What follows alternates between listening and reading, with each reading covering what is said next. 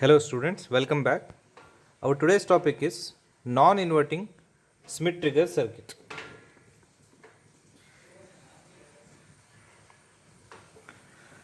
We have got another name for this same topic. Okay. A Schmitt trigger is also known as regenerative comparator. Regenerative comparator. So remember in your question paper, uh, in your model question paper, there is a question in which it has asked explain inverting and non-inverting regenerative comparator. It is nothing but inverting and non-inverting Schmitt trigger circuit. Now the answer for this is why it is also called as regenerative comparator, because for a comparator or for a Schmitt trigger we make use of positive feedback. We make use of positive feedback.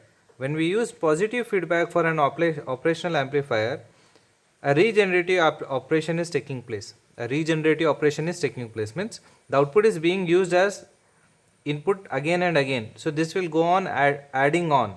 Okay, this will add on, and hence we call it as it is getting regenerated. So regenerative comparator. Okay, that's it. So let us have this circuit diagram.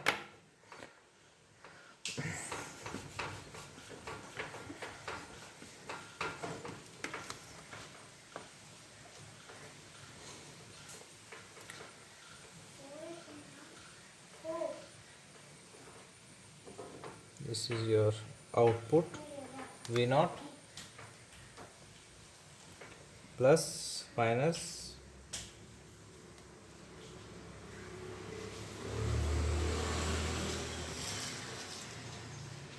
this will be your input. Okay, Vi or V in. Next we should take one positive feedback with a feedback resistor. Okay, so this will be R2, this will be R1, and yes, plus VCC and minus VE as usual. So see how it is different from our regular op amp circuit. We have used a positive feedback here. We have used positive feedback.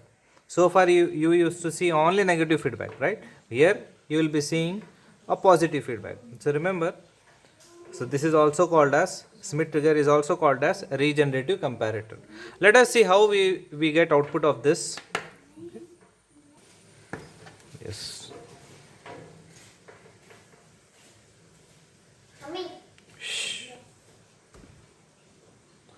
So let me draw this for input, V input or Vi. All right. So this will be having a UTP. This is UTP voltage, and this is your LTP voltage.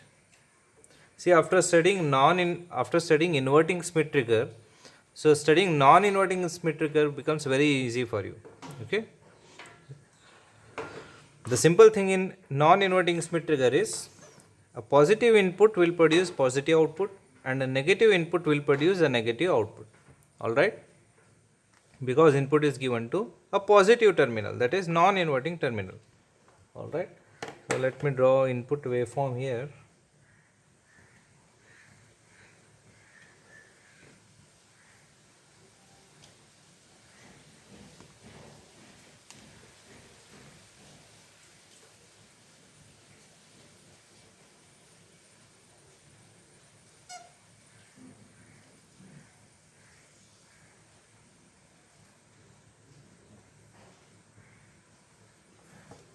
Let this be your input. Okay, and this input is applied here. All right, here.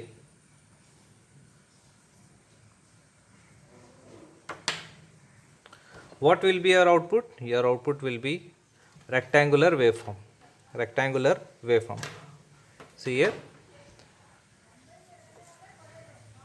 This is the point where your output changes, and this is the point where your output changes, and this continues. Alright. Now when your input rises 0, when your input increases from 0, it is here. I must use this blue. Yes. When your input rises to 0, above 0, and when it reaches, see, when your input rises from 0, it is positive, isn't it? Above 0 is positive voltage. But still your output will not change. Your output will change when your input rises, and when it reaches UTP, when your input reaches UTP voltage, your output will change. How? When it reaches positive UTP, UTP is positive, right? LTP is negative. Then your output will come from negative state and it goes to positive state. That is plus V naught sat. This is what happens. See here, earlier your output will remain at minus V naught sat. This is minus V naught sat, and this is your plus V naught sat. Alright, this is your plus V naught sat and minus V naught sat. For negative input, this portion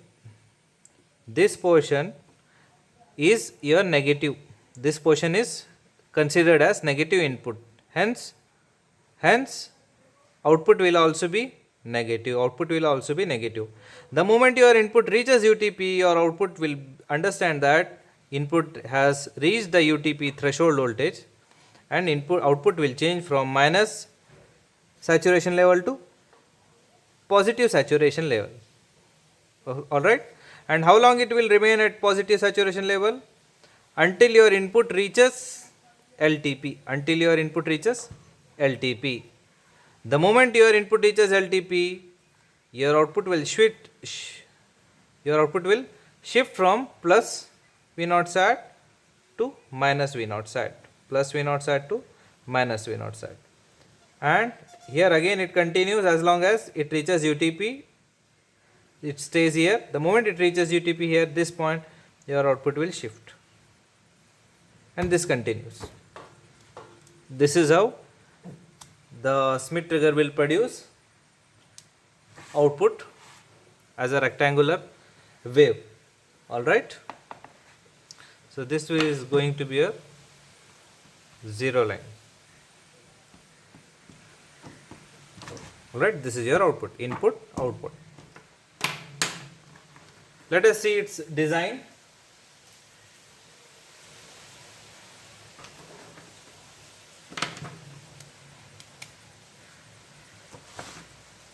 Now,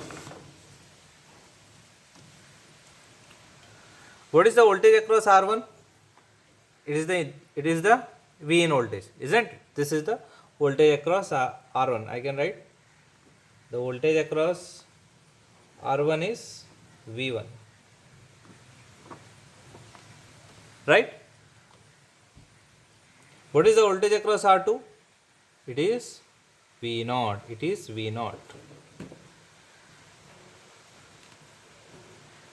Right? It is V0. Because we require this for our design. Now, how will you get UTP and LTP? How will you find R1 and R2? That is what we have a design here.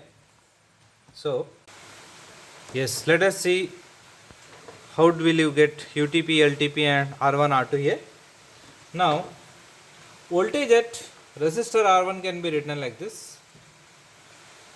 Voltage at resistor R1 is given as, yes, tell me, use voltage divider rule.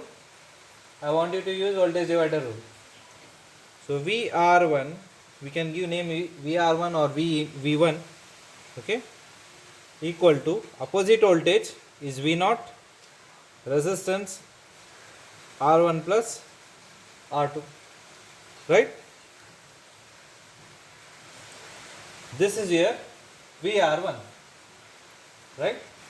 Now, we know that for a Schmitt trigger, the Schmitt trigger triggers at triggering voltage. And what is triggering voltage? UTP and LTP are the triggering voltage. And from where this trigger voltage we get? We get this voltage from input resistance. We get this triggering voltage at input resistance, that is VR1. So I can write the upper threshold potential, which is nothing but upper triggering point, which is nothing but the voltage across R1, which is nothing but V in, can also be written as I2 into R1. Is this correct? V equal to IR, Ohm's law. V equal to IR. Which I flowing through resistance? I2.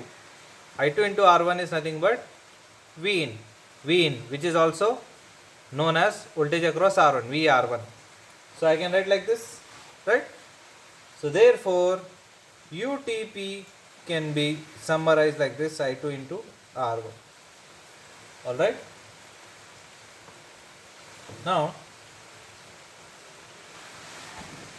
Now,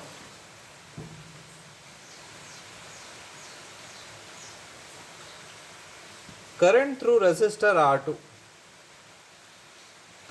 Current through resistor R2 is what? Is I2 given as, we have given same current name, right? Same current has to flow from R1 and R2.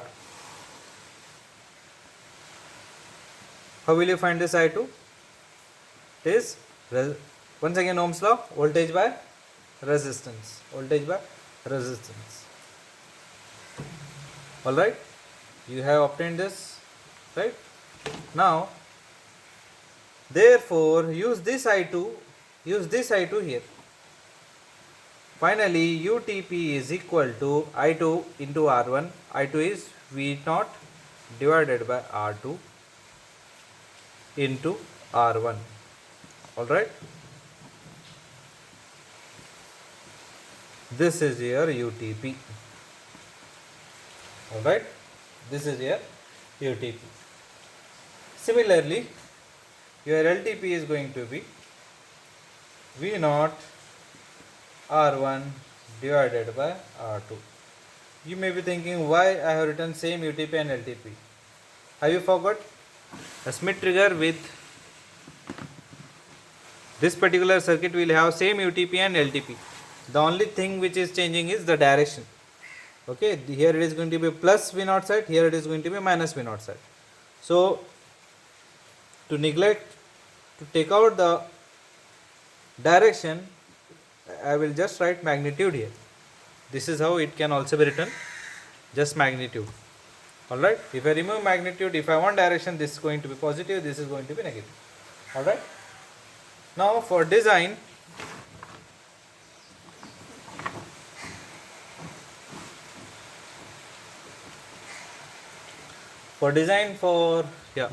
we can take I2 equal to 100 times of IB max. Then we have R1 and R2. How will you find R1? We know R1 is nothing but from Ohm's law, V by I, which V? Triggering voltage.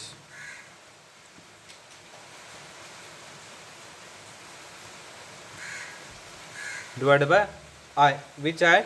I2. Then we have R2, right? How will you find R2? Voltage across R2 is V0, current flowing is I2. Very simple. V by I, output voltage by current. Simple. This is how you will be getting R1 and R2. Okay. Let us take one small problem on this. Using a bipolar op-amp, design a non-inverting Schmitt trigger circuit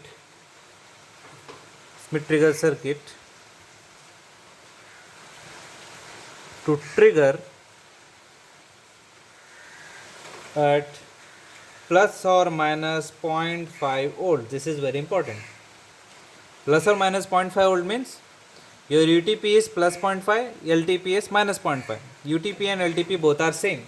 Okay, and to produce an output of approximately plus or minus 14 volts. What is this? Your V0 should be plus or minus 14 volt. Okay. Supply voltage is not given. Supply voltage will be 1 volt more than your output voltage. Alright. Remember this. Don't take V0 sat as 13. 14 minus 1. Don't do that. 14 itself is your output. Draw a simple circuit. Plus positive feedback. R2, R1, V1, inverting terminal is grounded. If this is 14, this is going to be plus 15 minus 15. This is your V0. Alright. So, trigger voltage is given to us plus or minus 0.5 volts, right? And output voltage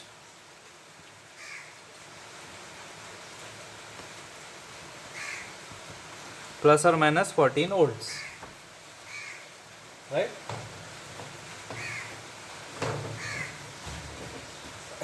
So what is remaining? You have to get R1 and R2. You know that R1 is equal to trigger voltage divided by I2, right? What is trigger voltage? 0.5 volts. What will you take, positive or negative? You take positive. Okay, we take UTP, which is nothing but plus 0.5 volts. What is I2? 100 times of IB max. So this will be 10 kilo ohm. Alright, so R1 is going to be 10 kilo ohms. 10k is standard you will get. Then how will you get R2? R2 is V0 by I2. Right? V0 by R2. See, most of you go wrong here. Take 14 volt, not minus 1 here. 100 times of IB max. So this is coming around 280 kilo ohms. Therefore R2 is 280 kilo ohm. You are lucky if you get to solve a problem wherein UTP and LTP are same. But most of the time he will ask you where UTP and LTP is different. It means your Schmitt trigger gets modified to give you different UTP and LTP. Same like how we did in inverting Schmitt trigger with different triggering points with different UTP and LTP. So this is the basic non-inverting Schmitt trigger where you have UTP equal to LTP. So we require to modify the same circuit to get different UTP and LTP. For that, let me have another topic, another video. So let me stop here and prepare another class. Thank you.